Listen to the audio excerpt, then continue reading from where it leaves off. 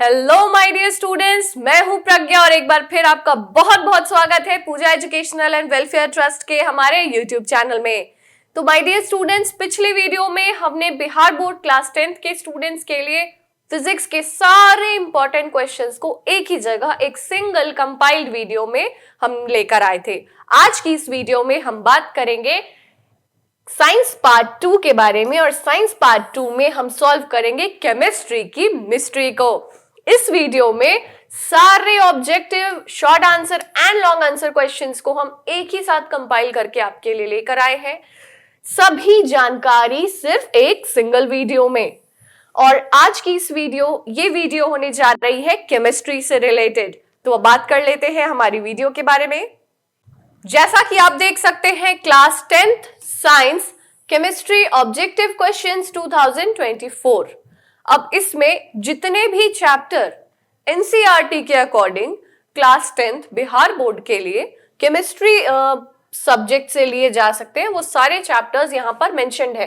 5 chapters हैं जिन्हें हमें पढ़ना है और हम बारी बारी से इन्हीं 5 चैप्टर्स के ऑब्जेक्टिव्स की बात करेंगे, फिर हम उनके शॉर्ट आंसर्स की बात करेंगे एंड देन लॉन्ग आंसर्स की बात करेंगे, सब कुछ सिर्फ एक सिंगल वीडियो में। पहला चैप्टर है हमारा रासायनिक अभिक्रियाएं एवं समीकरण। ये है आपका, अगर इंग्लिश में हम बात कर लें तो ये हो जाएंगे केमिकल रिएक्शंस एंड इक्वेशंस, अम्ल, क्षार एवं लवण। इसका करे ये अगर इंग्लिश में हम बात कर लें तो ये आपका है acids, basis and salts. Third chapter है धातु एवं अधातु, यानी metals and non metals. Fourth chapter is carbon और उसके यौगिक, यानी carbon and it's compounds. Fifth chapter है तत्वों का वर्गीकरण, इसको आप कह सकते हैं क्लासिफिकेशन ऑफ एलिमेंट्स या फिर तत्वों का आवर्ती वर्गीकरण, यहां पर आप कह सकते हैं, जो हो जाएगा पेरियोडिक क्लासिफिकेशन ऑफ एलिमेंट्स। अब आगे बढ़ते हैं हमारे ऑब्जेक्टिव क्वेश्चंस की तरफ। ये रहा हमारा चैप्टर 1 ऑब्जेक्टिव क्वेश्चंस के लिए, रासायनिक अभिक्रियाएं एवं समीकरण। फर्स्ट क्वेश्चन है आपका, लोहा को जिंक से लेपित करने की क्रिया को कहते हैं या की क्रिया को क्या कहते हैं? इसका करेक्ट आंसर होगा गैल्वनीकरण। सिल्वर क्लोराइड का रंग क्या है? इसका करेक्ट आंसर है श्वेत। जस्ता तथा तनु हाइड्रोक्लोरिक अम्ल की अभिक्रिया के फलस्वरूप निम्न में से कौन सी गैस बनती है? इसका करेक्ट आंसर है सी नंबर, हाइड्रोजन गैस। आगे बढ़ते हैं नेक्स्ट क्वेश्चन की तरफ। निम्न में से कौन एक दहन की अभिक्रिया है? जल का उबलना, मोम का पिघलना, पेट्रोल का जलना या इनमें से कोई नहीं? करेक्ट आंसर इज पेट्रोल का जलना। शाक सब्जियों को विघटित होकर कंपोस्ट बनना किस अभिक्रिया का उदाहरण है? करेक्ट आंसर विल बी ऊष्माक्षेपी। निम्न में से कौन सा उत्पाद लेड नाइट्रेट को गर्म करने पर प्राप्त होता है? Correct answer is D number, NO2 और O2, ऑक्सीजन। निम्न में से कौन सही है? ये या इस क्वेश्चन में थोड़ा सा मिस्टेक है, इसमें होना चाहिए वॉशिंग सोडा का करेक्ट फॉर्मूला कौन सा है, इस तरीके से क्वेश्चन रहेगा। इसका करेक्ट आंसर है Na2CO3.10H2O। नेक्स्ट क्वेश्चन इज, निम्नलिखित अभिक्रियाओं में अपघटन की अभिक्रिया कौन सी है? इसका करेक्ट आंसर हो जाएगा 2KClO3 gives 2KCl plus 3O2। Fe2O3 plus Al plus 2Al gives Al2O3 plus 2Fe। दी गई अभिक्रिया किस प्रकार की है? इसका करेक्ट आंसर होगा विस्थापन अभिक्रिया। लौह चूर्ण पर तनु हाइड्रोक्लोरिक अम्ल डालने से क्या होता है? हाइड्रोजन गैस एवं आयरन क्लोराइड बनता है। This will be the correct answer. श्वसन किस प्रकार की अभिक्रिया है? उपचयन, संयोजन, अपचयन या ऊष्माक्षोषी? इसका करेक्ट आंसर होगा उपचयन। नेक्स्ट क्वेश्चन, क्वेश्चन नंबर 12 है, CuO plus H2 gives Cu plus H2O किस प्रकार की अभिक्रिया है? यह जो इक्वेशन यहां दिया गया है, यह किस प्रकार की अभिक्रिया है आपसे पूछा जा रहा है। उपचयन, अपचयन, उदासीनीकरण या फिर रेडॉक्स? इसका करेक्ट आंसर होगा अपचयन। नीचे दिस क्वेश्चन इज रॉन्ग। नीचे दी गई अभिक्रिया में कौन सा कथन सही है? 2Cu plus O2 gives 2CuO। इसका करेक्ट आंसर क्या होगा? कॉपर का ऑक्सीकरण है, यह कॉपर का अवकरण है, कॉपर का नाइट्रेशन है, या फिर ए और बी दोनों है? इसका करेक्ट आंसर होगा कॉपर का ऑक्सीकरण है। निम्नलिखित समीकरण है या एक समीकरण यहां दिया गया है, H2 plus Cl2 gives 2HCl। यह किस प्रकार की अभिक्रिया है? 4 प्रकार यहां बताए गए हैं, इसको देख लीजिए। एक अपघटन अभिक्रिया, एक संयोजन अभिक्रिया है, या फिर यह एक द्विविस्थापन अभिक्रिया है, या फिर यह एक विस्थापन अभिक्रिया है? इसका करेक्ट आंसर हो जाएगा यह एक संयोजन अभिक्रिया है। नेक्स्ट क्वेश्चन की तरफ बढ़ते हैं। अब हम बढ़ते हैं हमारे सेकेंड चैप्टर के ऑब्जेक्टिव्स की तरफ, जो कि है अम्ल, क्षार एवं लवण।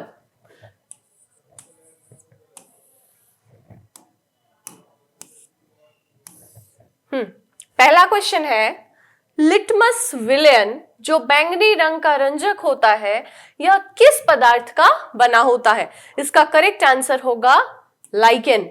ये लिचन ऐसे हिंदी में लिखा गया है, but it is pronounced as lichen. निम्नलिखित में से कौन सूचक की तरह इस्तेमाल नहीं किया जा सकता? हल्दी, मिथाइल ऑरेंज, या फिर फिनोल्फ्थलीन या मूली? इसका करेक्ट आंसर होगा मूली। निम्नलिखित में से कौन गंधीय सूचक नहीं है? वैनिला, प्याज, शकरकंद या फिर लौंग का तेल? करेक्ट आंसर है शकरकंद। नेक्स्ट क्वेश्चन, निम्नलिखित में से कौन द्विक्षारीय अम्ल है? इसका करेक्ट आंसर हो जाएगा H2SO4। पोटाश एलम क्या होता है? एक साधारण लवण, एक मिश्रित लवण, एक अम्लीय लवण या फिर एक दिक्लवण? इसका करेक्ट आंसर है एक दिक्लवण। एसिटिक अम्ल एक दुर्बल अम्ल है क्योंकि ये कम आयनित होते हैं, ये ज्यादा आयोनाइज्ड होते हैं, या इसके जलीय विलयन अम्लीय होते हैं? इसका करेक्ट आंसर हो जाएगा यह कम आयनित होते हैं। निम्नलिखित में से सबसे प्रबल लवण कौन है? Correct answer will B NaCl। Let's move to our next question.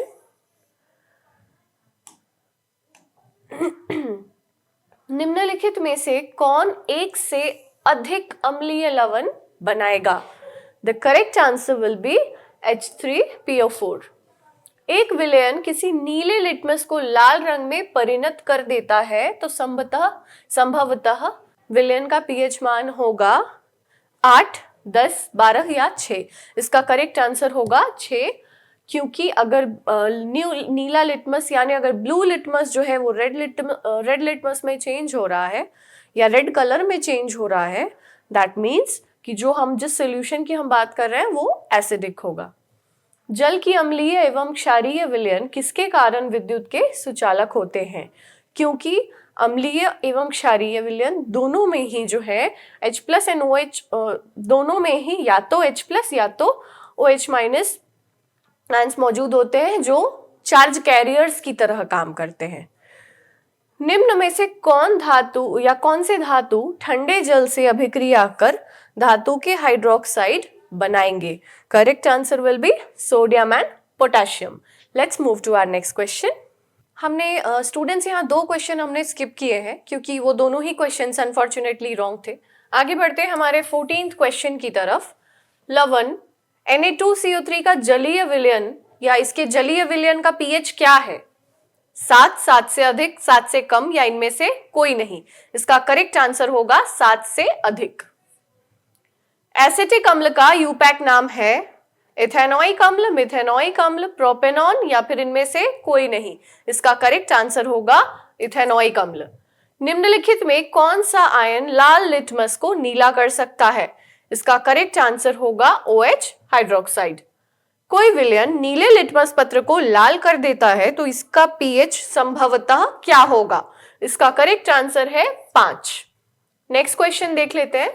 Next question है 18th। ऑक्जेइक अम्ल का प्राकृतिक स्रोत निम्न में से कौन सा है? संतरा, टमाटर, सिरका या इमली? इसका करेक्ट आंसर होगा टमाटर। प्लास्टर ऑफ पेरिस का रासायनिक सूत्र क्या है? इसका करेक्ट आंसर है B number, that is CaSO4.12H2O। Next question की तरफ बढ़ते हैं हम। लिटमस विलयन जब ना तो अम्लीय होता है और ना ही क्षारीय होता है, तब यह किस रंग का होगा?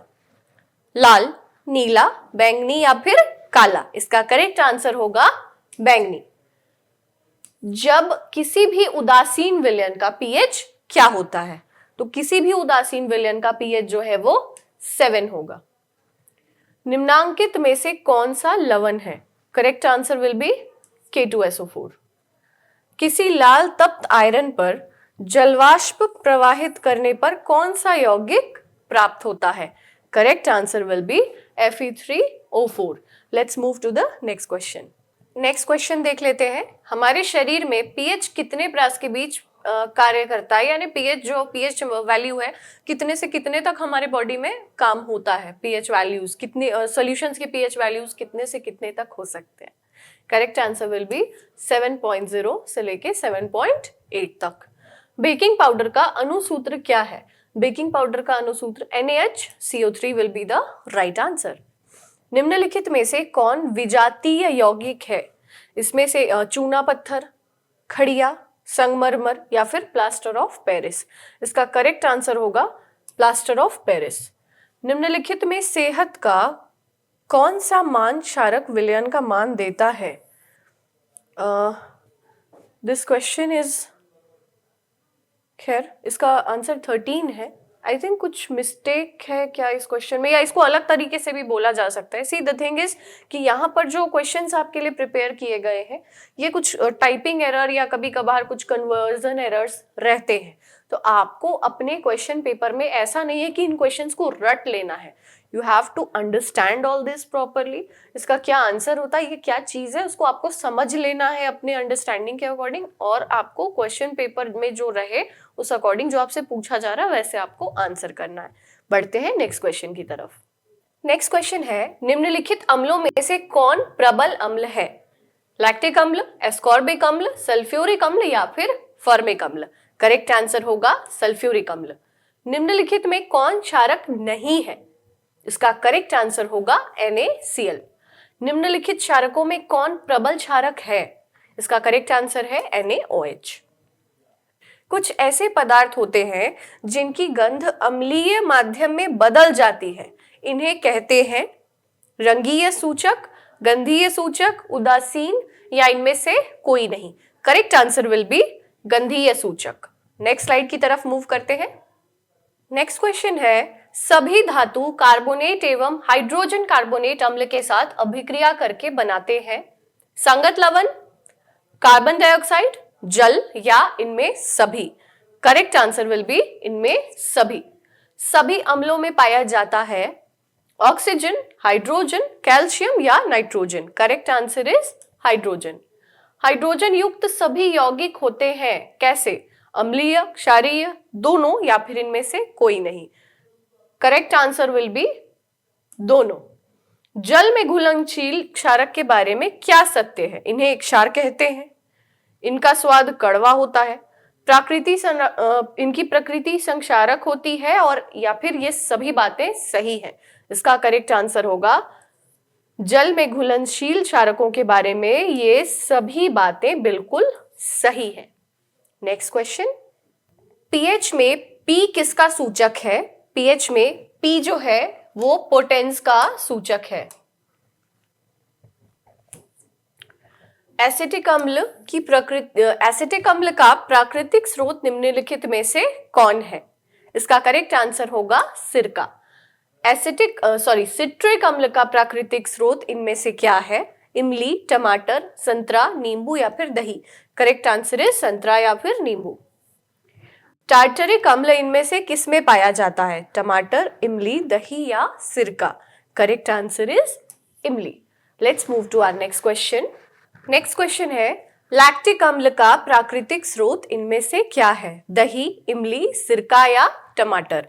करेक्ट आंसर इज दही। चींटी के डंक और नेटल के डंक में कौन सा अम्ल पाया जाता है? सिट्रिक अम्ल, लैक्टिक अम्ल, एसिटिक अम्ल या फिर मिथेनोइक अम्ल? करेक्ट आंसर इज मिथेनोइक अम्ल। दांतों का क्षय कब प्रारंभ होता है? स्टूडेंट्स, दांतों का क्षय तब प्रारंभ होता है जब हमारे मुंह का पीएच मान 5.5 से कम हो जाता है। हमारे पेट यानी उदर पेट को ही कहते हैं, हमारे पेट में कौन सा अम्ल उत्पन्न होता है? करेक्ट आंसर इज हाइड्रोक्लोरिक अम्ल। नेक्स्ट क्वेश्चन इज हाइड्रोक्लोरिक अम्ल एवं सोडियम हाइड्रोक्साइड के विलयन की अभिक्रिया से उत्पन्न लवण को क्या कहते हैं? Correct answer will be sodium chloride. धोने का सोडा यानी वॉशिंग सोडा का रासायनिक सूत्र क्या है? इसका करेक्ट आंसर है Na2CO3.10H2O। बेकिंग सोडा का रासायनिक नाम है sodium hydrogen carbonate. Baking soda का रासायनिक सूत्र है NaHCO3।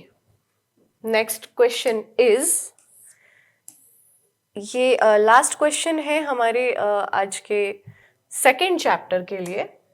जल की स्थायी कठोरता को हटाने के लिए किसका उपयोग किया जाता है? जल की स्थायी कठोरता को हटाने के लिए हम धोने के सोडे का उपयोग करते हैं। सोडा अम्ल अग्निशामक या अग्निशामक में किसका उपयोग किया जाता है?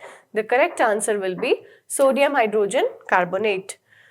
सल्फर अर्धहाइड्रेट या सल्फर हेमीहाइड्रेट का अन्य नाम है, correct answer will be plaster of Paris. और इसी के साथ हमारे सेकेंड चैप्टर के ऑब्जेक्टिव्स समाप्त हुए। अब हम बढ़ेंगे हमारे थर्ड चैप्टर के ऑब्जेक्टिव्स की तरफ। बढ़ते हैं हमारे चैप्टर थर्ड के ऑब्जेक्टिव्स की तरफ। चैप्टर थर्ड है धातु एवं अधातु, metals and non metals. First question है, इसमें स्टूडेंट्स कुछ मिस्टेक थी, इसको करेक्ट किया था मैंने। अमलगम एक मिश्र धातु है जिसमें निम्न में से कौन सा धातु नहीं रहता है? तो इसका करेक्ट आंसर गिवन में से हो जाएगा पारा। निम्न में से कौन सा पदार्थ ऑक्सीजन से संयोग नहीं करता है? Correct answer will B gold. कौन विद्युत का सर्वोत्तम सुचालक है? Correct answer is Ag।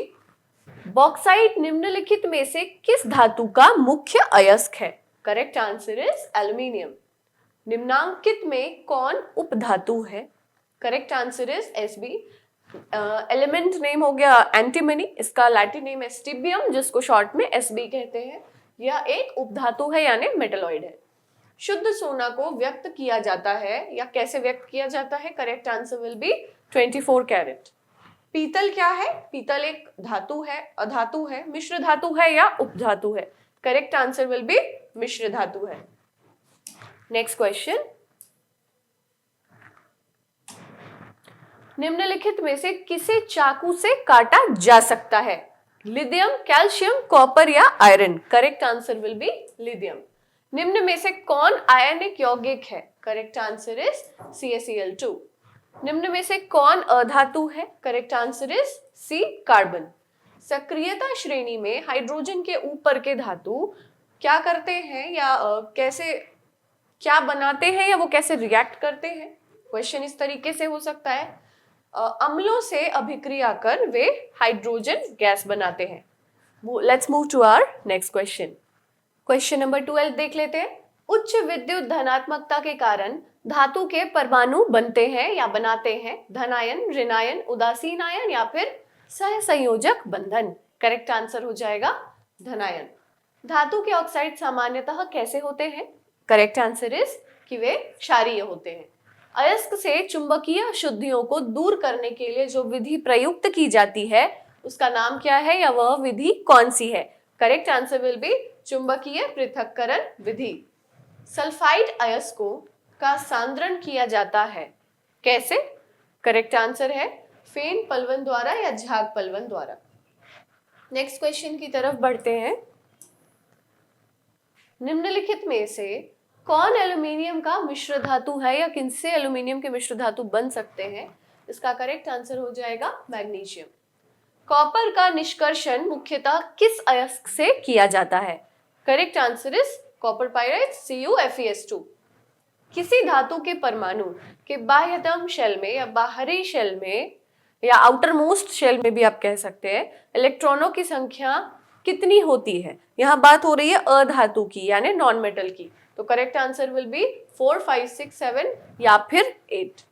8 नहीं भी मान सकते आप इसमें, लेकिन 4, 5, 6, 7 तो श्योर है, 8 भी है। ऑब्वियसली फुलफिल हो जाता है, वो नोबल मेटल्स भी है, नोबल एलिमेंट्स हो गए। नेक्स्ट क्वेश्चन, साधारण गंधक किस आणविक रूप में पाया जाता है? करेक्ट आंसर हो जाएगा S8। नेक्स्ट क्वेश्चन है, फास्फोरस का आणविक सूत्र क्या होता है? P4। सोना निम्नलिखित में से किस द्रव्य में घुल जाता है? इसका करेक्ट आंसर है अम्लराज में, एक्वा रेजिया में। कौन सा अधातु कमरे के ताप पर द्रव्य होता है या द्रव होता है? इसका करेक्ट आंसर है ब्रोमीन। शीशा और टिन के मिश्र धातु को क्या कहते हैं? सीसा और टिन लिखा है यहाँ पे।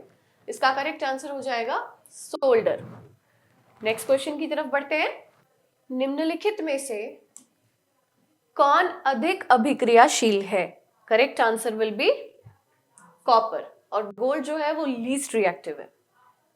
निम्नलिखित में से कौन अति ज्वलनशील है? करेक्ट आंसर क्या हो जाएगा? श्वेत फास्फोरस, व्हाइट फास्फोरस। विद्युत अपघटनी परिष्करण में अशुद्ध धातु को क्या बनाया जाता है? एनोड, कैथोड, अपघट्य, या इनमें से कोई नहीं, या फिर इनमें से सभी? इसका करेक्ट आंसर है एनोड। निम्नलिखित में कौन सबसे अधिक अभिक्रियाशील धातु है? करेक्ट आंसर इज पोटेशियम, के। नेक्स्ट क्वेश्चन, वल्कनीकरण, वल्कनाइजेशन की प्रक्रिया में प्राकृतिक रबर निम्नलिखित में से उसमें क्या मिलाया जाता है? करेक्ट आंसर होगा साधारण गंधक यानी सल्फर। 1 ग्राम सोना से या 1 ग्राम सोने से कितनी लंबी तार बनाई जा सकती है? Correct answer will B 2 kilometres. कमरे के ताप पर मरकरी धातु किस अवस्था में पाई जाती है? ठोस, द्रव्य, गैस, या कोई भी? इसका करेक्ट आंसर होगा द्रव्य। व्यावसायिक स्तर पर, कमर्शियल स्केल पर एल्यूमिनियम धातु का निष्कर्षण किस अयस्क से किया जाता है? इसका करेक्ट आंसर होगा बॉक्साइट। बढ़ते हैं नेक्स्ट क्वेश्चन की तरफ। नेक्स्ट क्वेश्चन है, लोहे के निष्कर्षण में चूना पत्थर कैल्शियम सिलिकेट एक यौगिक बनाता है, या चूना पत्थर ये एक यौगिक बना रहा है, इस यौगिक को क्या कहते हैं? ये क्या है एग्जैक्टली इस पूरे प्रोसेस में? तो यह धातुमल होता है। किसी तत्व के गुण धर्म, या इसको आप धातुमल के बदले इंग्लिश में अगर आप बोलें तो इसको स्लैग भी कह सकते हैं। किसी तत्व के गुण धर्म को का 2 या 2 से अधिक विभिन्न रूपों में प्रस्तुतिकरण तत्व की क्या कहलाती है? करेक्ट आंसर है अपरूपता। धातुओं की प्रकृति कैसी होती है? विद्युत धनात्मक। नेक्स्ट है, लोहा एवं इस्पात को जंग से सुरक्षित रखने के लिए उन पर किस धातु की पतली परत चढ़ाई जाती है? इसका करेक्ट आंसर होगा जिंक। किसी रासायनिक यौगिक को गर्म करने पर प्लास्टर ऑफ पेरिस प्राप्त हो सकता है। इनमें से किस रासायनिक यौगिक को यदि आप हीट करते हैं तो प्लास्टर ऑफ पेरिस आपको प्राप्त हो सकता है? इसका करेक्ट आंसर है जिप्सम। अभिक्रियाशीलता के इस क्रम में कौन सही है? Obviously correct answer will B third one, क्योंकि बाकी सब जगह आप देखेंगे तो एल्यूमिनियम को मैग्नीशियम से पहले रखा गया है। कोई एक आप दिमाग में रख लीजिए, किन्हीं दो को कंपेयर करेंगे तो आपको सारे ऑप्शंस में आंसर मिल जाएगा, जबकि मैग्नीशियम इज मोर रिएक्टिव, तो इसीलिए third option will be the correct one. Aqua regia royal जल किस अनुपात में सांद्र हाइड्रोक्लोरिक अम्ल एवं सांद्र नाइट्रिक अम्ल का ताजा मिश्रण होता है? इसको आप अम्लराज भी बोल सकते हैं, रॉयल जल भी बोल सकते हैं, एक्वा रेजिया भी बोल सकते हैं। करेक्ट आंसर होगा 3:1। नेक्स्ट क्वेश्चन है, अपने शुद्ध रूप में धातु की सतह कैसी होती है? करेक्ट आंसर इज धातु की सतह जो है वो चमकदार होती है।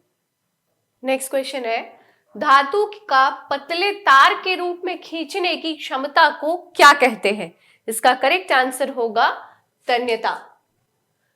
कुछ धातुओं को पीटकर पतली चादर बनाया जा सकता है, इस गुणधर्म को क्या कहा जाता है? इसका करेक्ट आंसर होगा आघात वर्ध्यता।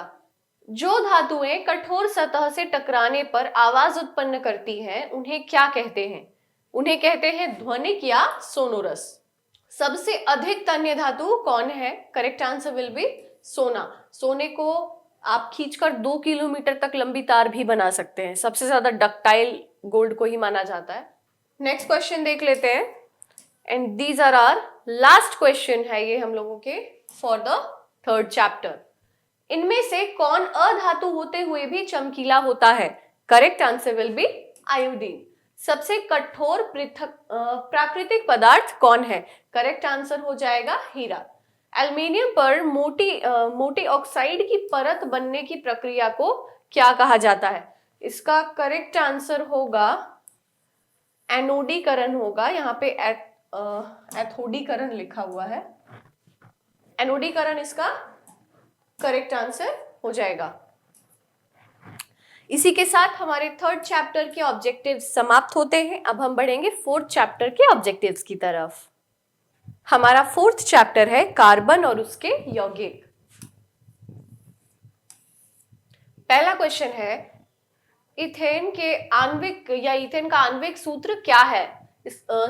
आणविक सूत्र C2H6 है। इनमें कितने सहसंयोजक आबंध हैं? इसका करेक्ट आंसर होगा इनमें 7 सहसंयोजक आबंध हैं। ब्यूटेनॉन यौगिक है, चतुर कार्बन जिसका प्रकार्यात्मक समूह है। इसका करेक्ट आंसर हो जाएगा कीटोन। खाना बनाते समय यदि बर्तन की तली बाहर से काली हो रही है तो इसका क्या मतलब है? इसका मतलब है कि ईंधन पूरी तरह से नहीं जल रहा है। नेक्स्ट क्वेश्चन है, सरलतम हाइड्रोकार्बन है मीथेन, इथेन, प्रोपेन या butane? Correct answer is methane. Carbon hydrogen से संयोग कर क्या बनाता है? कार्बन हाइड्रोजन से संयोग कर हाइड्रोकार्बन बनाता है। वायुमंडल में CO2 गैस की उपस्थिति है कितने प्रतिशत? इट्स 0.03%। सल्फ्यूरिक अम्ल का अणुसूत्र होता है H2SO4। Next question, carboxylic acid समूह कौन है? इसका करेक्ट आंसर होगा COOH। इथिलीन में कार्बन कार्बन के बीच 2 आबंध मौजूद हैं जिनमें एक सिग्मा एक पाई आबंध है। दोनों सिग्मा आबंध है, दोनों पाई आबंध है या दोनों इलेक्ट्रोवायलेंट आबंध है? Correct answer is A number. इसमें एक सिग्मा और एक पाई आबंध है। इथेन में कितने सहसंयोजक आबंध है? इसका करेक्ट आंसर होगा 7। आई गेस ये क्वेश्चन रिपीट हुआ है। CnH2n+2 किसका सामान्य सूत्र है? Correct answer will B alkane. Next question, question number 12 देख लेते हैं। नीला थोथा यानी तूतिया का रासायनिक सूत्र क्या है? Correct answer is CuSO4.5H2O। Nitrogen अणु में कितने सहसंयोजक बंधन होते हैं? Correct answer is 3। संगमरमर का रासायनिक सूत्र क्या है? Correct answer is CaCO3। चीनी का रासायनिक सूत्र क्या है? It's correct answer will B C12H22O11। Next question की तरफ चलते हैं। सोडियम कार्बोनेट का अणुसूत्र क्या है या इसका अणुसूत्र है? Correct answer is Na2CO3। Carbonyl समूह को सूचित किसके द्वारा किया जाता है? करेक्ट आंसर इज CO द्वारा। इथाइल अल्कोहल का अणुसूत्र क्या होता है? Correct answer will be C12H5OH। निम्नलिखित में से कौन सा एरोमेटिक हाइड्रोकार्बन है? That the answer will be C6H6, that is benzene. Let's move to our next question. निम्न में से किस हाइड्रोकार्बन के 3 आबंध होते हैं? Correct answer will B C3H4। निम्न में कौन युग्म समावयवी है? समावयवी है, आइसोमर है। इसका करेक्ट आंसर हो जाएगा C2H5OH और CH3OCH3। इथेनॉल का क्रियाशील मूलक क्या है? The correct answer will B OH। निम्न में से कौन सहसंयोजी यौगिक है? Correct answer is CH4 methane. And we are moving to our last question of this chapter, that is COOH अभिक्रियाशील मूलक को क्या कहते हैं? इस ग्रुप का नाम हो गया अम्ल, इसे एसिड बोल सकते हैं आप। CHO क्रियाशील मूलक को क्या कहते हैं? CHO क्रियाशील मूलक जो है एल्डिहाइड के नाम से जाना जाता है। इसी के साथ हमारे चैप्टर 4 के ऑब्जेक्टिव्स भी समाप्त हो रहे हैं। Now let's move to the objectives of our last chapter, chapter number 5। अब बढ़ते हैं हमारे लास्ट चैप्टर के ऑब्जेक्टिव्स की तरफ, और लास्ट चैप्टर है हमारा तत्वों का वर्गीकरण, या आप कह सकते हैं तत्वों का आवर्ती वर्गीकरण, periodic classification of elements. First question is, आवर्त सारणी के उदग्र स्तंभों को क्या कहा जाता है? वर्ग, आवर्त, अपरूप या कोई नहीं? करेक्ट आंसर है वर्ग। आवर्त सारणी के प्रथम वर्ग के सदस्य हैं क्षारीय धातु। आवर्त सारणी में एक शून्य समूह का तत्व है He यानी हीलियम। नेक्स्ट क्वेश्चन, आधुनिक आवर्त सारणी में तत्वों के वर्गीकरण का आधार क्या है या क्या आधार है? इसका करेक्ट आंसर हो जाएगा परमाणु संख्या। अमोनिया के अणु में नाइट्रोजन एवं हाइड्रोजन के परमाणुओं की संख्या का अनुपात है। इसका करेक्ट आंसर होगा, ये थर्ड वन है लेकिन मिसप्रिंट है वहां। Correct answer is 14:3। लोहे की परमाणु संख्या है 26। आधुनिक आवर्त सारणी में वर्गों की संख्या उधर स्तंभ या समूह की संख्या होती है, दैट इज 18। ओजोन के एक अणु में ऑक्सीजन के परमाणुओं की संख्या कितनी होती है? Correct answer is 3। O3 हमारा ओजोन का फॉर्मूला होता है। आवर्त सारणी में कितने आवर्त क्षैतिज पंक्तियां होती हैं? Correct answer is 7। हीलियम कैसा तत्व है? अक्रिय, क्रियाशील, सक्रिय या उदासीन? करेक्ट आंसर इज अक्रिय। नेक्स्ट क्वेश्चन, आवर्त सारणी में कितने आवर्त हैं? 7, 9, 8 या 12? Correct answer is 7। Next question, त्रिक का नियम निम्नलिखित में से किसके द्वारा प्रतिपादित किया गया? करेक्ट आंसर इज डोब्रीनर द्वारा। अष्टक का नियम निम्नलिखित में से किसके द्वारा प्रस्तुत किया गया था? करेक्ट आंसर होगा न्यूलैंड्स द्वारा। मेंडलीव के आवर्ती नियम के अनुसार तत्वों के गुण धर्म इनमें से किनका आवर्ती फलन होते हैं? करेक्ट आंसर है परमाणु द्रव्यमान का। मेंडलीव ने तत्वों को किसके बढ़ते क्रम में वर्गीकृत किया है? करेक्ट आंसर विल बी परमाणु द्रव्यमान। Let's move to our next question. Question number 17। आवर्त सारणी के किसी समूह में या किसी समूह विशेष में तत्वों के विद्युत धनात्मक अभिलक्षण ऊपर से नीचे की ओर आने पर बढ़ते हैं, घटते हैं, नियत रहते हैं या अनियमित तरीके से परिवर्तित होते हैं? करेक्ट आंसर विल बी बढ़ते हैं। आवर्त सारणी के किसी आवर्त में बाएं से दाएं जाने पर तत्वों के ऑक्साइड की अम्लीय प्रवृत्ति घटती है, बढ़ती है, अपरिवर्तित रहती है या अनियमित तरीके से बदलती है? करेक्ट आंसर विल बी बढ़ती है। निम्नलिखित में से सबसे अधिक अभिक्रियाशील हैलोजन कौन है? इसका करेक्ट आंसर है फ्लोरीन। निम्नलिखित में से कौन सबसे अधिक क्षारीय होगा? Na2O will be the right answer. Let's move to our next question. आवर्त सारणी के समूह पहला के तत्व क्या कहलाते हैं या पहले समूह के तत्व क्या कहलाते हैं? इसका करेक्ट आंसर होगा क्षार धातु।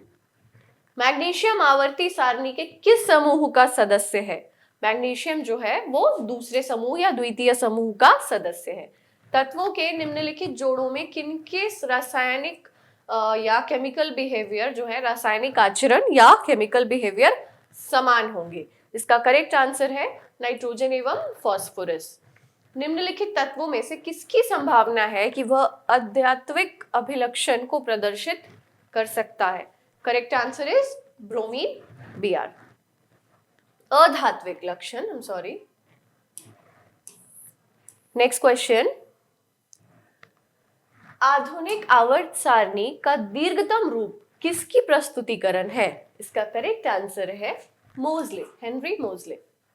निम्नलिखित तत्वों में से कौन सबसे अधिक अधात्विक गुणधर्म को प्रदर्शित करता है? इनमें से करेक्ट आंसर हो जाएगा क्लोरीन। किसने कहा कि तत्वों के मूल गुणधर्म या तत्वों का जो मूल गुणधर्म है उनके परमाणु संख्या है, ना कि परमाणु द्रव्यमान? इसका करेक्ट आंसर है मोजले। आधुनिक आवर्त नियम के अनुसार तत्वों का गुणधर्म क्या है? ये दरअसल उनकी परमाणु संख्या का आवर्त फलन है। Let's move to our next question. Our next question is, आधुनिक आवर्त सारणी में बाईं से दाईं ओर जाने पर परमाणु का साइज बढ़ता है, घटता है, अपरिवर्तित रहता है या इनमें से कोई नहीं? इसका करेक्ट आंसर हो जाएगा बढ़ता है। वुल्फगैंग डोब्रेनर किस देश से संबंधित है? Correct answer will B Germany. Mendeleev का जन्म कब हुआ? मेंडेलीव का जन्म 1834 में हुआ। भारतीय संगीत प्रणाली में संगीत के कितने सुर होते हैं? करेक्ट आंसर इज 7, 7 सुर होते हैं। नेक्स्ट क्वेश्चन इज, जब मेंडेलीव ने अपना कार्य आरंभ किया तब तक कितने तत्व ज्ञात थे? उस वक्त तक 63 एलिमेंट्स नोन थे, और you can say that 63 elements were known to us till that time. आधुनिक आवर्त सारणी में परमाणु साइज से क्या पता चलता है? इसका करेक्ट आंसर है परमाणु की त्रिज्या, इट्स रेडियस। 1 पिकोमीटर ये कितने मीटर के बराबर होता है? The correct answer will be 10 to the power -12 metre. किसी भी तत्व की संयोजकता कैसे निर्धारित की जाती है? इलेक्ट्रॉन की संख्या से, प्रोटॉन की संख्या से, न्यूट्रॉन की संख्या से या इनमें सभी से? Correct answer will be electron की संख्या से। Let's move to our next question. So finally, we have completed our short answer questions, and now we are moving towards the, we have completed our objective questions, and now we will move to our short answer questions, यानी लघु उत्तरीय प्रश्न। I think एक question जो अभी just हमने deal किया ना, that seemed to me कि वो मतलब wrong है। आधुनिक आवर्त सारणी में बाईं से दाईं ओर जाने पर परमाणु का जो साइज है या जो आकार है ना, वो घटता है ना कि बढ़ता है। आवर्त सारणी में बाईं से दाईं ओर जाने पर परमाणु का साइज घटता है। This will be the right answer. Previously हमने बाय मिस्टेक आपको बढ़ता है बताया था, ऐसा नहीं है, वो साइज जो है उसका वो घटता है। अब हम बढ़ चलते हैं अपने शॉर्ट आंसर क्वेश्चंस की तरफ। Again we have the same chapters, इन्हीं पांचों चैप्टर के शॉर्ट आंसर क्वेश्चंस को हम डील करेंगे one by one.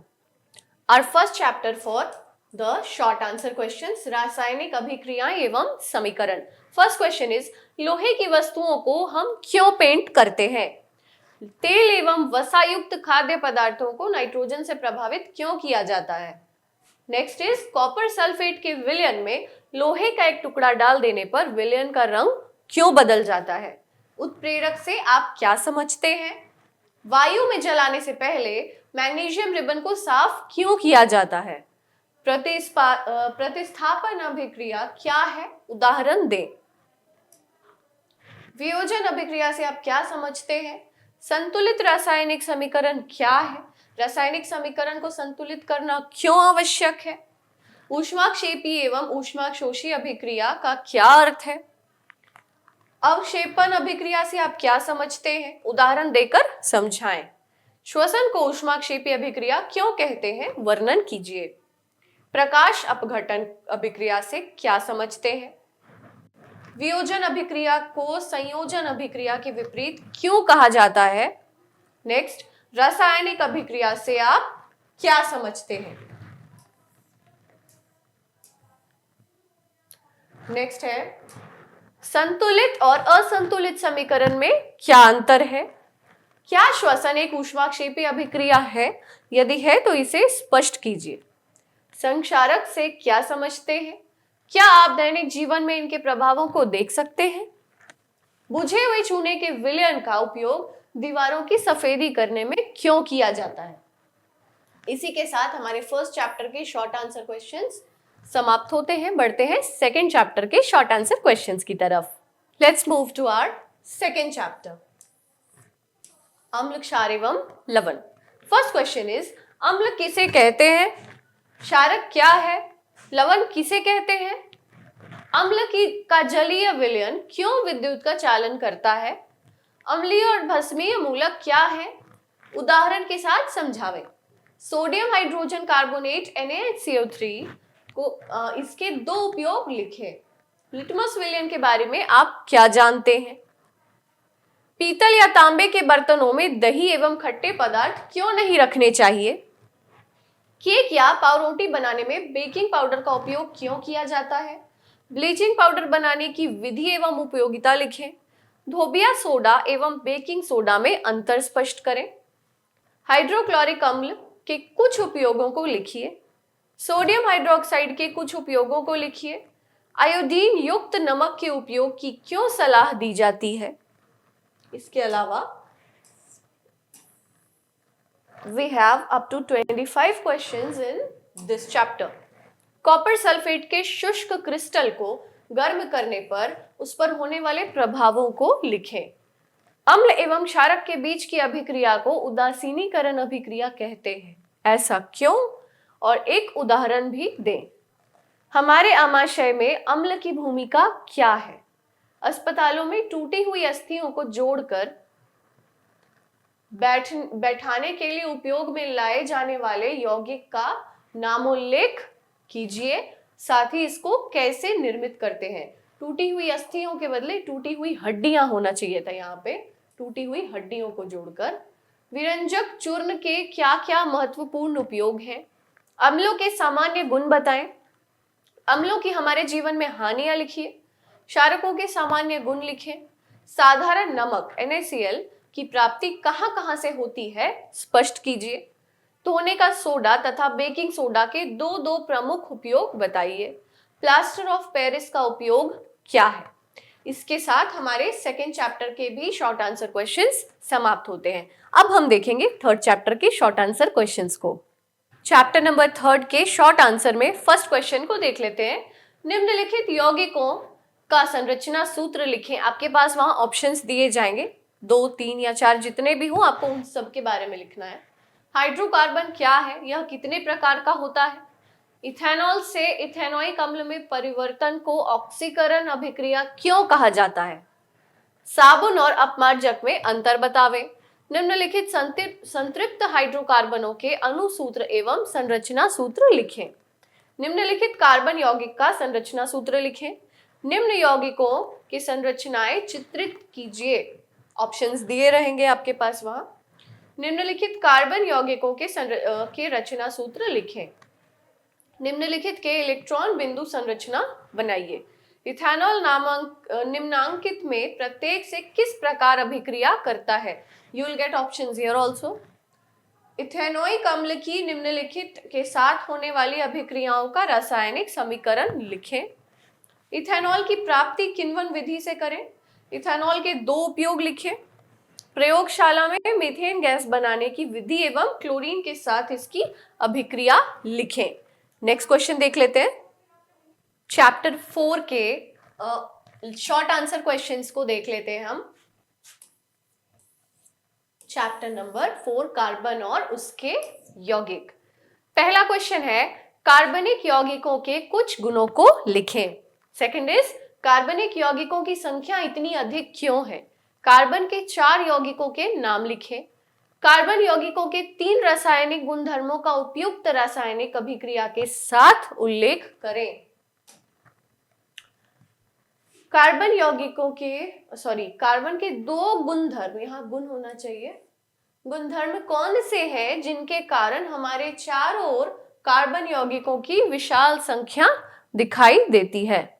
Next question is carbon के कितने अपरूप हैं? इनमें से कौन अधिक कठोर और कौन मुलायम है?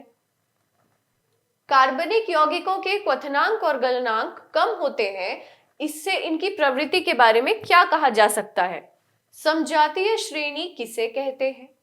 क्या आप डिटर्जेंट का उपयोग कर बता सकते हैं कि कोई जल कठोर है या नहीं? समावयवता किसे कहते हैं? एक उदाहरण दें। इथेनॉल के कुछ उपयोगों को लिखें। सहसंयोजी आबंध किसे कहते हैं? डिटर्जेंट कठोर जल में झाग क्यों देता है? हाइड्रोजनीकरण क्या है? इसका औद्योगिक अनुप्रयोग क्या है? नेक्स्ट क्वेश्चन देख लेते हैं। नेक्स्ट क्वेश्चन है समावयवी क्या है? हीरा और ग्रेफाइट के गुणों में अंतर होने के क्या कारण है? सिरका क्या है? इसके उपयोगों को लिखें। इथेनोइक अम्ल के भौतिक गुणधर्मों को लिखें। ईंधन के रूप में अल्कोहल का इस्तेमाल कैसे किया जाता है? इथेनॉल C2H5OH के भौतिक गुणधर्मों को लिखें। क्वेश्चन, ठीक है। नेक्स्ट क्वेश्चन है, सजीव प्राणियों पर अल्कोहल का क्या प्रभाव पड़ता है? जीवाश्म ईंधन से आप क्या समझते हैं? इसका निर्माण कैसे होता है? कार्बन तत्व एक अद्वितीय तत्व है, कैसे? समजातीय श्रेणी क्या है? उदाहरण के साथ समझाइए। एस्टेरिफिकेशन अभिक्रिया क्या है? समीकरण द्वारा बताएं। सजातीय श्रेणी के लक्षण लिखें। हाइड्रोकार्बन क्या है? उदाहरण के साथ समझाइए, अथवा विभिन्न प्रकार के हाइड्रोकार्बन के नाम उदाहरण सहित लिखिए। मिथाइल अल्कोहल किस प्रकार तैयार किया जाता है? एस्टर किसे कहते हैं? इन्हें किस प्रकार बनाया जाता है? इनके दो उपयोग लिखिए। साबुनीकरण किसे कहते हैं? प्रयोगशाला में साबुन किस प्रकार बनते हैं? वर्णन कीजिए। नेक्स्ट क्वेश्चन देख लेते हैं। अपमार्जक किसे कहते हैं? संश्लिष्ट अपमार्जक की संरचना बताइए, इसका प्रमुख लाभ लिखिए। क्या कारण है कि ग्रेफाइट जो है वह विद्युत का सुचालक है? रासायनिक संरचना के आधार पर साबुन एवं अपमार्जक में विभेद कीजिए। इसी के साथ हमारे 4th चैप्टर के शॉर्ट आंसर क्वेश्चंस समाप्त होते हैं। अब हम बढ़ते हैं 5th चैप्टर के शॉर्ट आंसर क्वेश्चंस की तरफ। Let's move to our last chapter, तत्वों का वर्गीकरण या तत्वों का आवर्ती वर्गीकरण, पीरियोडिक क्लासिफिकेशन ऑफ एलिमेंट्स। इसके शॉर्ट आंसर क्वेश्चंस को देख लेते हैं। पहला क्वेश्चन है, न्यूलैंड के अष्टक सिद्धांत की क्या सीमाएं हैं? नेक्स्ट, तत्वों के आवर्त वर्गीकरण के लिए परमाणु द्रव्यमान संख्या की अपेक्षा परमाणु संख्या को उत्तम आधार क्यों माना गया है? नाइट्रोजन परमाणु संख्या 7 तथा फास्फोरस परमाणु संख्या 15 आवर्त सारणी के समूह 15 के तत्व हैं। इन दोनों तत्वों का इलेक्ट्रॉन विन्यास लिखिए। इनमें से कौन सा तत्व अधिक ऋण विद्युत होगा और क्यों? नेक्स्ट इज, तत्वों का वर्गीकरण किस प्रकार किया गया है? आवर्त सारणी में वर्ग तथा आवर्त क्या है? धनायन का आकार परमाणु से कम क्यों होता है? व्याख्या कीजिए। न्यूलैंड्स के अष्टक नियम को लिखें। तत्वों के वर्गीकरण में डॉब्रीनर के क्या आधार थे? आवर्त में बाईं से दाईं ओर जाने पर इलेक्ट्रॉन ग्रहण करने की प्रवृत्ति कैसे परिवर्तित होगी? तत्वों के इलेक्ट्रॉनिक विन्यास का आधुनिक आवर्त सारणी में तत्व की स्थिति से क्या संबंध है? मेंडलीव के आवर्त सारणी की विसंगतियों को लिखें। मेंडलीव ने तत्वों का वर्गीकरण किस आधार पर किया है? डॉब्रीनर के तत्वों का वर्गीकरण करने की क्या सीमाएं थी? आवर्त में बाईं से दाईं ओर जाने पर परमाणु त्रिज्या क्यों घटती है? नेक्स्ट क्वेश्चन देख लेते हैं।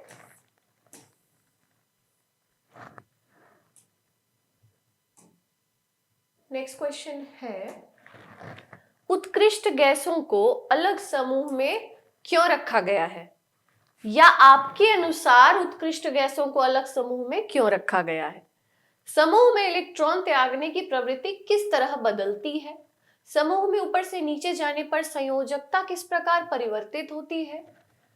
समूह में ऊपर से नीचे की ओर जाने पर इलेक्ट्रॉन ग्रहण करने की प्रवृत्ति कैसे परिवर्तित होगी?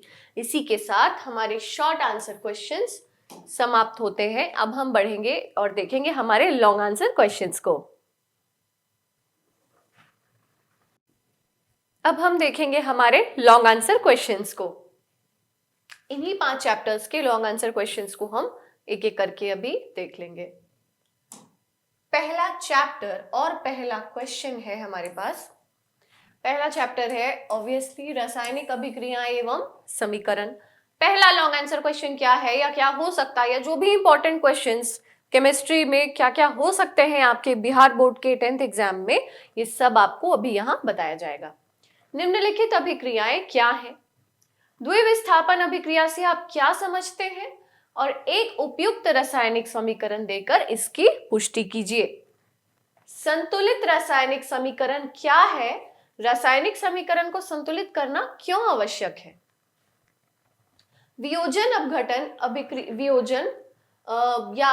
अभिक्रिया को स्वच्छ रेखांकित या देन इट्स फाइन। रेखा चित्र द्वारा एक क्रियाकलाप दीजिए। एक क्रियाकलाप द्वारा विस्थापन अभिक्रिया को दर्शाइए। निम्न पदों का वर्णन करें तथा प्रत्येक का एक एक उदाहरण दें। इसके लिए आपको ऑप्शंस मिल जाएंगे। अगर ये 5 मार्क्स का क्वेश्चन है तो हो सकता है कि आपको 6 A B C D E ऐसे करके 5 ऑप्शंस मिल जाएं। उनमें ही आपको करेक्ट आंसर देना है and you will get 5 marks for that. आपके पास में ऑप्शंस भी होंगे लॉन्ग आंसर क्वेश्चन में भी ऑब्वियसली। तो आपको इन बातों का ध्यान रखना है कि अगर ये आंसर आपको सबका करेक्ट आंसर पता है, आप कंफर्म है, तो आप इस क्वेश्चन को, इस तरह के क्वेश्चंस को जरूर ऑप्ट करिएगा। इससे क्या होगा कि आपका समय भी बचेगा, बहुत ज्यादा उसमें लिखना आपको नहीं पड़ेगा and you will get full marks for that. इस तरीके के क्वेश्चंस आपके लिए बहुत अच्छे हो सकते हैं, तो इस बात का ध्यान रखेंगे। वियोजन अभिक्रिया को संयोजन अभिक्रिया के विपरीत क्यों कहा जाता है? इन अभिक्रियाओं के लिए समीकरण लिखिए। विस्थापन एवं द्विविस्थापन अभिक्रियाओं में क्या अंतर है और इन अभिक्रियाओं के समीकरण भी लिखें। रासायनिक अभिक्रियाओं के प्रकार तथा प्रकार जो है वो उदाहरण सहित लिखें। ये फर्स्ट चैप्टर के हमारे इतने इंपॉर्टेंट लॉन्ग आंसर क्वेश्चंस आपके लिए सजेस्ट किए गए हैं। सेकंड चैप्टर देख लेते हैं। सेकंड चैप्टर है अम्ल, क्षार एवं लवण। पहला क्वेश्चन, अम्ल और क्षारक में अंतर बतावें। साधारण नमक का उत्पादन कैसे होता है? इसे रासायनिक उद्योग का कच्चा माल क्यों कहा जाता है? धोने वाला सोडा का या धोने वाले सोडे का निर्माण कैसे किया जाता है? इसके 3 उपयोगों को लिखें। वॉशिंग सोडा अथवा सोडियम कार्बोनेट का उत्पादन कैसे किया जाता है? संक्षेप में अभिक्रिया समेत लिखें, इसके उपयोग भी लिखें। तो इस तरह से आप हमेशा ध्यान रखेंगे कि क्वेश्चन आपका कितने पार्ट्स में है, और जितने भी पार्ट्स में है आपको सबका पर्टिकुलरली आंसर देना है। नंबरिंग इसमें नहीं है, लेकिन फिर भी आप जब एक पार्ट के क्वेश्चन के एक पार्ट का आंसर दे देंगे तो ठीक नीचे वाली लाइन से आप आगे से इसका सेकेंड पार्ट का आंसर शुरू करेंगे। प्लास्टर ऑफ पेरिस के निर्माण की विधि एवं उपयोग लिखें। जलीय विलयन में अम्ल और क्षारक का क्या व्यवहार होता है? उत्फुलनशील, प्रस्वेदी और द्रव्याग्राही लवण से आप क्या समझते हैं? समझाकर लिखें। अल्कोहल एवं ग्लूकोज जैसे यौगिकों में भी हाइड्रोजन होते हैं, लेकिन इनका वर्गीकरण अम्ल की तरह नहीं होता। एक क्रियाकलाप द्वारा इसको साबित कीजिए। क्षारकों या क्षारों के रासायनिक गुण संक्षेप में लिखिए। अम्ल की तरह नहीं होता है, एक क्रियाकलाप द्वारा साबित कीजिए। यहाँ पर ये क्वेश्चन अलग नहीं है, ये एक ही क्वेश्चन का पार्ट है, ठीक है। चूना कैसे बनाया जाता है? दैनिक जीवन में पीएच का महत्व स्पष्ट कीजिए। इसी के साथ हमारे सेकंड चैप्टर के लॉन्ग आंसर क्वेश्चंस भी समाप्त होते हैं। अब देख लेते हैं थर्ड चैप्टर के लॉन्ग आंसर क्वेश्चंस को। अब बढ़ते हैं हमारे थर्ड चैप्टर के लॉन्ग आंसर क्वेश्चंस की तरफ। धातु एवं अधातु। फर्स्ट क्वेश्चन है आपके लिए, धातुओं के रासायनिक गुणधर्मों को लिखें। अधातुओं के रासायनिक गुणधर्मों को लिखें। अयस्कों से धातु के निष्कर्षण में प्रयुक्त चरणों को लिखिए, या कैसे इसको प्राप्त किया जाता है, इसके कितने चरणों में ये प्राप्त होता है, इसको आपको डिस्क्राइब करना है पूरा। धातुओं के भौतिक गुणधर्मों को लिखें। Chemical characters and physical characters different होते हैं, ये आप याद रखेंगे। अधातु के 5 भौतिक गुणों को लिखिए। आयनिक यौगिकों के गुणधर्मों को लिखें। निम्नलिखित पदों की व्याख्या करें। इसके लिए you will get options obviously. रासायनिक गुणधर्मों के आधार पर धातुओं एवं अधातुओं में विभेद कीजिए। दिए गए धातुओं की क्रियाशीलता को अवरोही क्रम से व्यवस्थित करें। Zinc, iron, calcium, magnesium, potassium and sodium. धातुओं का संक्षारण किन किन कारणों से होता है? लोहा के या लोहे के एक प्रमुख अयस्क का नाम एवं सूत्र लिखें। इस अयस्क का सांद्रण कैसे होता है? सक्रियता श्रेणी क्या है? विद्युत अपघटनी परिष्करण द्वारा शुद्ध तांबे की प्राप्ति कैसे की जाती है? जस्ता के अयस्क से जस्ता निष्कर्षण करने के लिए या इसके सिद्धांत का उल्लेख करें। बॉक्साइट अयस्क से एल्यूमिनियम धातु के निष्कर्षण संक्षेप में अभिक्रिया समेत, समेत होना चाहिए था ये, सफेद नहीं, इट्स समेत लिखें। नेक्स्ट क्वेश्चन की तरफ बढ़ते हैं।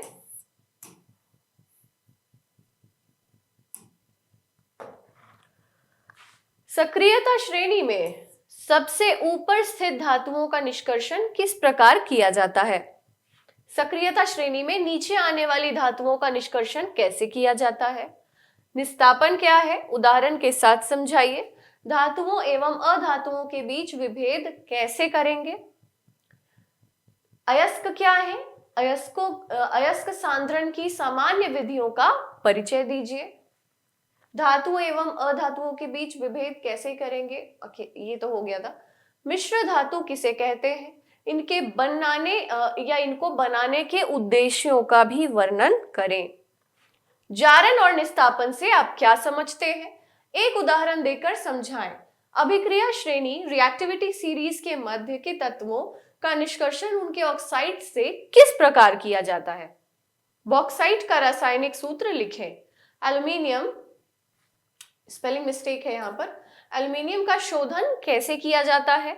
लोहे के एक प्रमुख अयस्क का नाम एवं इसका सूत्र लिखें और साथ ही साथ इस अयस्क का सांद्रण कैसे होता है। ये दोनों क्वेश्चंस यहाँ पे साइमल्टेनियसली दिए गए हैं। अगर आप इसे चूज करते हैं और या फिर इस तरीके का कोई भी क्वेश्चन 5 मार्क्स के लिए आपसे पूछा जाता है तो आप ये ध्यान रखेंगे कि दोनों क्वेश्चंस के लिए, question number 23A and 23B, दोनों के लिए आपको 2.5 मार्क्स मिलेंगे। तो दोनों को ही आपको उसी प्रकार इसका आंसर प्रॉपर करना है। अब हम देख लेते हैं हमारे 4th चैप्टर के लॉन्ग आंसर क्वेश्चंस को। कार्बन और उसके यौगिक, इस चैप्टर की अब हम बात कर लेंगे जो कि हमारा 5th चैप्टर है। निम्नलिखित यौगिकों का संरचना सूत्र लिखें। हाइड्रोकार्बन क्या है? यह कितने प्रकार के होते हैं? इथेनॉल से इथेनॉइक अम्ल में परिवर्तन को ऑक्सीकरण अभिक्रिया क्यों कहा जाता है? साबुन और अपमार्जक में अंतर बतावें। निम्नलिखित संतृप्त हाइड्रोकार्बनों के अणुसूत्र एवं संरचना सूत्र लिखें। यहाँ पर माय डियर स्टूडेंट्स ये थोड़ा सा मिस्टेक है, सेम क्वेश्चन का ही ये पार्ट यहाँ पर प्रिंट हो गया है। निम्नलिखित कार्बनिक यौगिक का संरचना सूत्र लिखें। निम्न यौगिकों की संरचनाएं चित्रित कीजिए। निम्नलिखित कार्बनिक यौगिकों के रचना सूत्र लिखें। निम्नलिखित के इलेक्ट्रॉन बिंदु संरचना बताइए या बनाइए। इथेनॉल निम्नांकित में प्रत्येक से किस प्रकार अभिक्रिया करता है? इथेनोइक अम्ल का निम्नलिखित के साथ होने वाली अभिक्रियाओं का रासायनिक समीकरण लिखें। प्रयोगशाला में मीथेन गैस बनाने की विधि एवं क्लोरीन के साथ इसकी अभिक्रिया लिखें। इथेनॉल की प्राप्ति किण्वन विधि से करें। इथेनॉल के 2 उपयोग भी लिखें। कार्बन एवं उसके यौगिकों का उपयोग अधिकतर अनुप्रयोगों में ईंधन के रूप में क्यों किया जाता है? इथेनोइक अम्ल के बनने की विधियों को लिखें। इसी के साथ हमारे 5th चैप्टर की जो इंपॉर्टेंट क्वेश्चंस हैं वो समाप्त होते हैं। अब हम देख लेते हैं हमारे लास्ट चैप्टर के ऑब्जेक्टिव क्वेश्चंस को।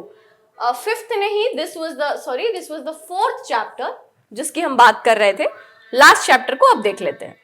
तत्वों का वर्गीकरण या तत्वों का आवर्त वर्गीकरण, this is our last chapter of chemistry. आधुनिक आवर्त सारणी द्वारा मेंडलीव की आवर्त सारणी की विसंगतियों का निवारण कैसे किया गया है? मेंडलीव के वर्गीकरण की क्या सीमाएं हैं? आधुनिक आवर्त सारणी की उपलब्धियों को लिखें। आधुनिक आवर्त सारणी एवं मेंडलीव की आवर्त सारणी में तत्वों की व्यवस्था की तुलना कीजिए। न्यूलैंड्स के अष्टक सिद्धांत की सीमाएं क्या हैं? निष्क्रिय गैसीय तत्वों को आवर्त सारणी के शून्य वर्ग में क्यों रखा गया है? आधुनिक आवर्त सारणी एवं मेंडलीव की आवर्त सारणी में तत्वों की व्यवस्था की तुलना कीजिए, अथवा मेंडलीव के आवर्त सारणी और आधुनिक आवर्त सारणी में क्या अंतर है यह भी बताइए। इसी के साथ हमारे 5th चैप्टर के लॉन्ग आंसर क्वेश्चंस भी समाप्त होते हैं और हमारे बिहार बोर्ड क्लास 10th के स्टूडेंट्स के लिए साइंस के तीनों एडिशंस रेडी हैं और इन तीनों एडिशंस से आप कितने लाभान्वित हो सकते हैं इसका फैसला आपको करना है। आपके लिए रिवीजन के पॉइंट ऑफ व्यू से objectives, short answer question and long answer question तीनों ही एक कंपाइल्ड वीडियोस में, 3 डिफरेंट वीडियोस में मौजूद हैं आपके पास। और आपको इन तीनों को अगर आप रिवीजन करना चाहते हैं तो इसे बार बार देखें या फिर क्वेश्चंस को नोट डाउन करके प्रॉपर उनसे रिवीजन कर सकते हैं। पूजा एजुकेशनल एंड वेलफेयर ट्रस्ट की हमारी पूरी टीम की तरफ से बिहार बोर्ड क्लास 10th के स्टूडेंट्स को ऑल द वेरी बेस्ट। फिर मिलेंगे आपसे अगली इंफॉर्मेटिव वीडियो में, तब तक के लिए अपना ध्यान रखें, ऑल द वेरी बेस्ट। और साथ ही साथ वीडियो को लाइक, शेयर और सब्सक्राइब करना बिल्कुल ना भूलें। Bye bye, take care.